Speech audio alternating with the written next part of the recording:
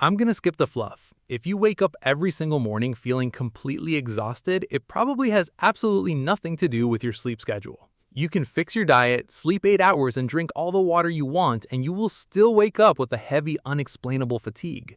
Most people look at this and diagnose themselves with burnout from working too hard. But they're wrong. This fatigue isn't from doing too much, it's from doing nothing with zero direction. There is no state of mind that drains human energy faster than being completely paralyzed by your own future. Your brain is running hot in the background, wasting massive cognitive power trying to optimize a life you haven't even started yet. If you feel lost right now, it isn't an emotional failure. It's an analytical certainty based on the environment you are living in. For thousands of years, your life path was completely decided for you. If your parents worked as farmers, you worked as a farmer. Your choices are narrow, which meant your cognitive load was close to zero. You didn't have to think, you just executed. Today, you're handed a completely blank slate and told you can be a developer, an asset trader, a creator, a corporate executive, or a nomad.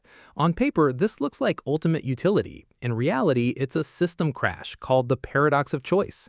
You aren't actually terrified of picking a path. What you are terrified of is the immediate grief of having to kill off all the other alternate versions of yourself that could have succeeded on those other paths.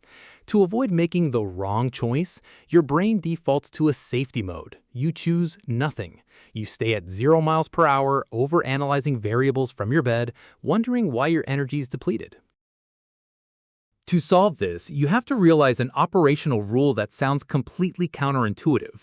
Choosing a wrong direction is mathematically superior to choosing no direction at all.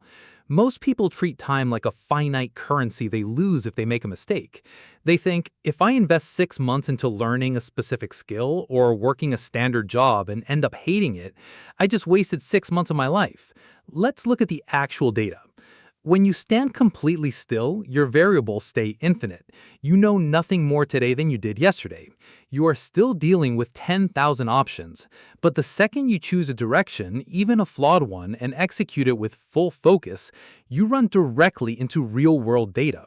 In 90 days, you realize you despise that specific workflow, but you actually liked one small technical part of it. You didn't waste 90 days. You successfully eliminated one massive option and extracted clean metrics. You cannot steer a parked vehicle. Turning the steering wheel while sitting in the driveway does absolutely nothing to the car's direction. It has to be in motion for the steering mechanism to work. Clarity is an output of motion, not an input. The reason you keep slamming on the brakes is because you are treating minor everyday decisions like they are permanent 40-year lifetime contracts. You look at people online who look like they have their entire identity locked down by age 20, and you assume they hit a perfect bullseye on their very first shot. They didn't. They're just showing you the final cut of a heavily edited sequence. Stop putting the pressure of a forever decision on what should be a temporary experiment. Lower the stakes entirely. Think of any new project, skill, or routine not as a life commitment, but as a 90-day trial subscription. If the framework yields results after 90 days, you renew it. If it doesn't align with you, you cancel it and download a different one. No emotion, no existential crisis, just basic optimization.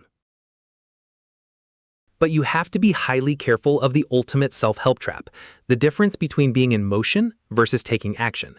When we feel lost, our favorite coping mechanism to numb the anxiety is getting into motion.